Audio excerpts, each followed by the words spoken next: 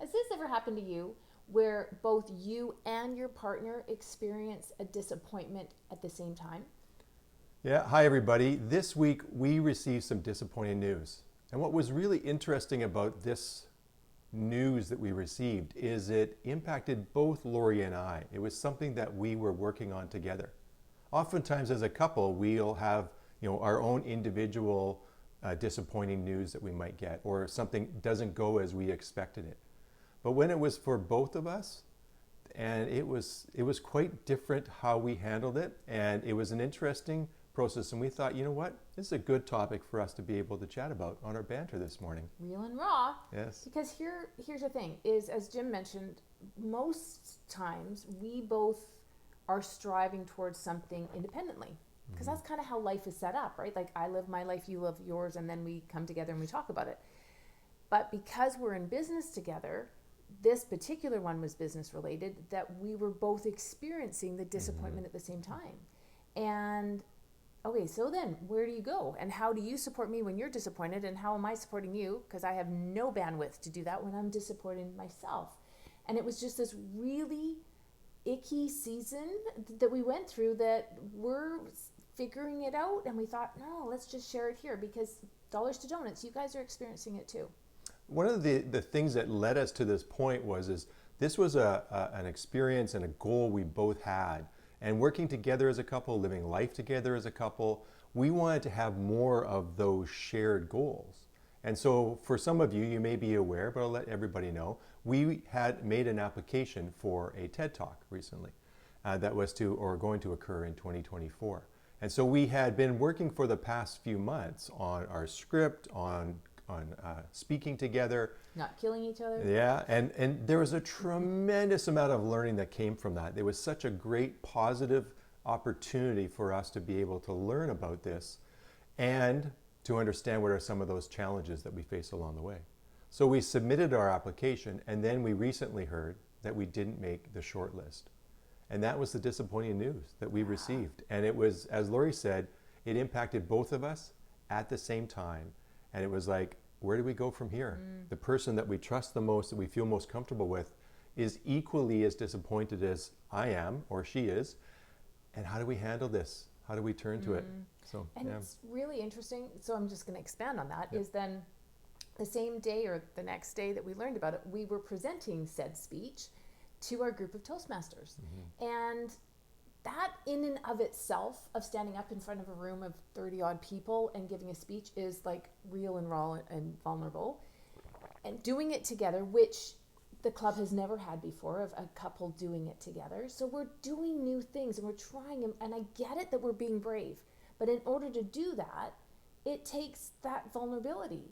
So add all of that into all of it, feeling disappointment, and then having what most commonly I do after I speak anyhow is having a vulnerability hangover. Oh my God, it made for a stew, an emotional stew that Laurie was sitting in.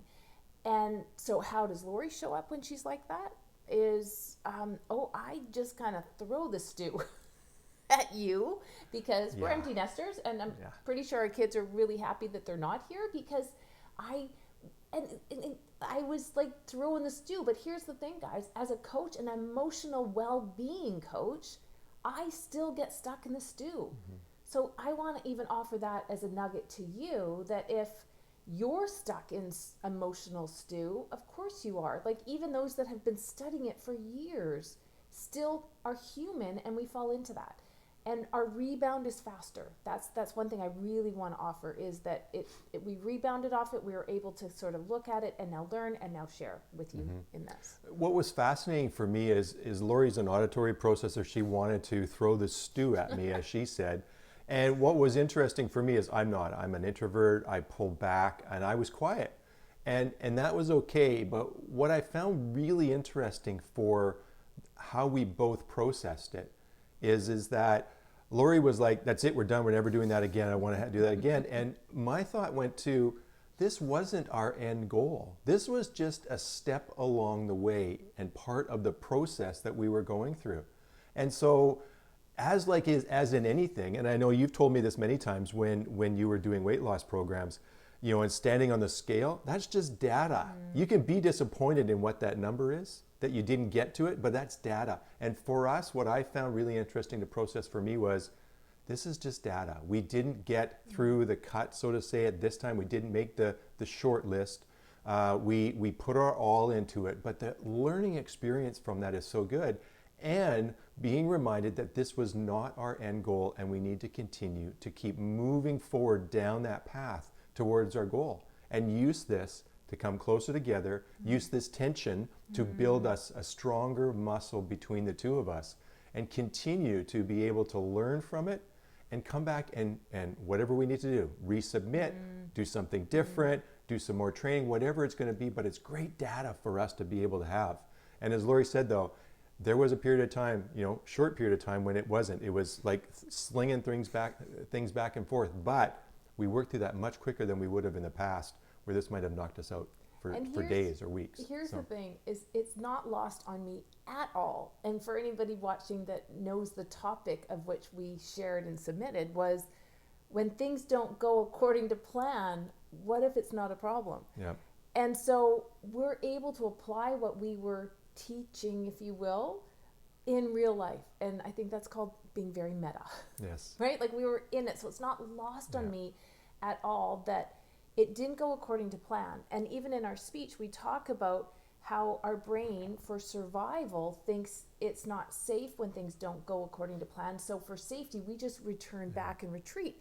And that was exactly what I was doing of, I just want to go home. And I just want to bury myself in my bed and, covers over my head. And I just never want to come up for air. And that was my way. And so I'm blocking you right out. And I just want to isolate and do that on my own. And it took me, 24 hours to see that that was my behavior. For those of you that aren't yet at that awareness yet, and your partner's not necessarily at that awareness yet, that can linger longer. And that's what we just want to offer you, of like, start raising your awareness of, what do I do when I feel disappointed? And what does my partner do when he or she feels disappointed?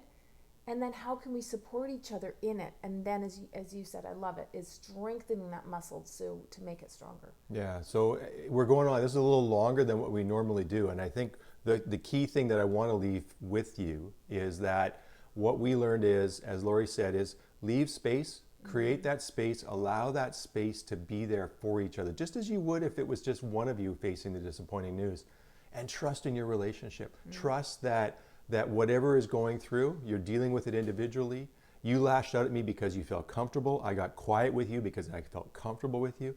Make that space and allow for that to happen, and then you will recover from that so much quicker. Yeah. All right, chew on that. If you have any questions or, just it resonates with you and you want to chat about it, DM us, and we'd love to chat. That's all we got. Bye for now. Bye-bye.